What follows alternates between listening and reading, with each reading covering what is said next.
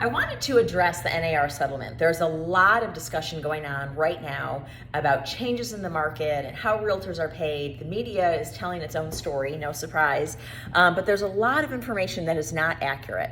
So I wanted to share with you. First of all, nothing has changed as of yet, but it is likely that in July, these changes for the settlement will come into play. And there's two things that will change.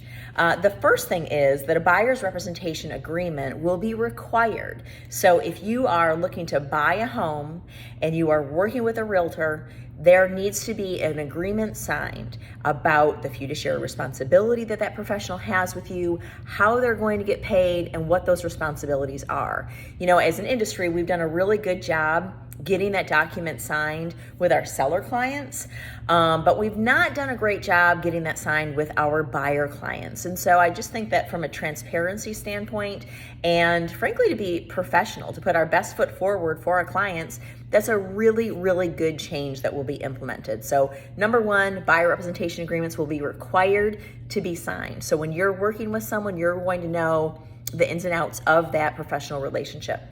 The second thing is that the amount of commission offered to that buyer's agent cannot be marketed on the MLS, the multiple listing service. So sellers can still pay realtor commissions. They can still negotiate through that as they always have, but it will not be marketed in such a way. So I have recently had someone ask me, how do realtors get paid? And the truth is, buyers pay a certain amount for a price. Sellers get a net proceeds at the end of that. And what happens in between that?